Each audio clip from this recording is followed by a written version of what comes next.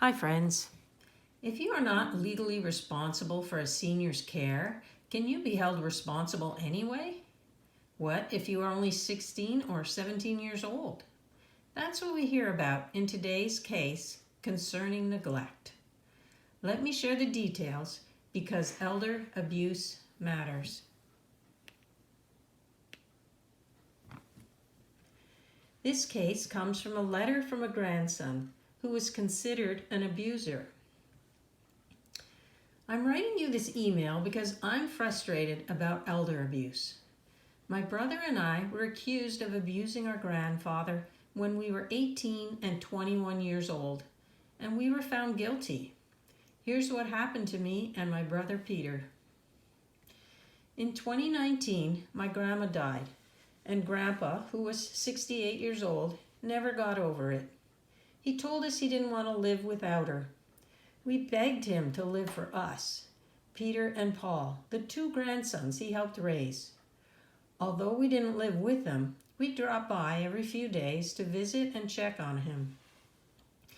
In 2020, Grandpa told us he had been diagnosed with diabetes. He wasn't too upset about it, as he said he'd just not take the medications and that would finish him. We made sure he had the meds, but we couldn't be sure he would take them. Whenever we'd ask, he'd get mad at us and say he did, but we couldn't tell for sure. Also, he stopped cleaning up around the house and it was getting very messy, and he didn't take out the garbage. There was lots of bags of trash and empty boxes and tin cans around, but whenever we'd suggest that we'd help him tidy up, he got angry and sometimes violent with us, and he'd send us away.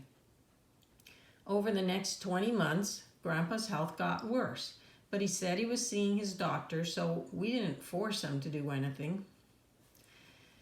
In 2022, I was still just 17, and the police showed up at the door of the apartment my brother rents and where I live too. They arrested him for vulnerable adult abuse, and I could hear what was going on from my bedroom. I got scared that I'd get arrested too, so I tried to climb out the window to sneak away. But another officer saw me, and I was also arrested. I was charged with vulnerable adult abuse and 1 count of resisting police. We both spent over 3 months in jail while awaiting our trial, and that's where I turned 18. Later, we learned that a community nurse had been sent by Grandpa's doctor to visit him, and she found him living in this messy house. He admitted to her that he hadn't been taking most of his diabetes meds. She had asked him who helped him care for himself and his house, and he got scared that she'd make him move into a senior's home, so he told her that he had lots of help from his 2 grandsons, Peter and Paul. So she contacted the police and told them that we were neglecting Grandpa and needed to be charged. A few days after our arrest, we were assigned a lawyer by the state, and she said we could spend years in jail if not caring well for Grandpa, even though we were never his official caregivers. Eventually, she arranged a deal with the state lawyer that Peter would get out of jail for time served, which at that point was 100 days, if he pled guilty to the vulnerable adult abuse charge. So he did that. My deal was to plead guilty to 1 count of resisting arrest, and they dropped the vulnerable adult charge. And I was sentenced to 30 days in jail, so I too was released, as I had spent more time there already. What I'm frustrated with is that we both lost our jobs when we went to jail, and because we pled guilty, we now have records, and we can't find anyone to hire us. We also were kicked out of the apartment when we were in jail, as we didn't have money to pay the rent, so we're pretty much homeless, living in Peter's car. All this happened because we loved Grandpa enough to be in his life, but that shouldn't mean that we were responsible for him when we were only 15 and 18 years old when he got diabetes. The authorities expected us somehow to force him to take his meds and to clean his house, or we'd go to jail. I still don't understand that and how pleading guilty to the lesser charges was the right thing to do when we didn't abuse Grandpa. And what happened to Grandpa? They ended up sending him to a care facility, and he must have not been taking his meds there because he was dead within 2 months after we were arrested. My uncle, who has been estranged from my grandparents for decades, held Grandpa's funeral while we were still in jail, so we had to miss it. I believe that Grandpa would have survived longer if those other people hadn't got involved, and that we'd still be visiting him today. It's so sad.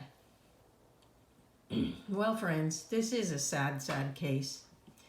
It appears those 2 young men loved their grandpa and spent time in jail because of that. Maybe they got really bad legal advice to plead guilty rather than fight for what they knew to be right. That they weren't Grandpa's caregivers and that they shouldn't be held responsible for their grandfather's conditions.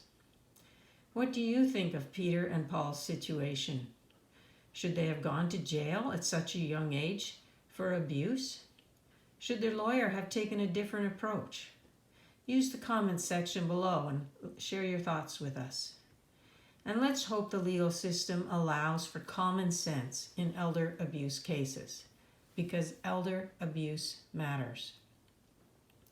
Friends, our goal here is to share abuse cases so that you'll know you are not alone if you too are suffering from elder abuse.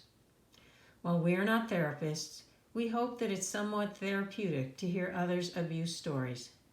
And it may also be helpful to anonymously share your own story of abuse on this channel and help others. Just check the show notes below to find out how. And finally, please like this video if you found it to be helpful. And subscribe now to grow the channel so that together we can reduce the abuse, because elder abuse matters. Please stay safe, seek help, and know that I am praying for you.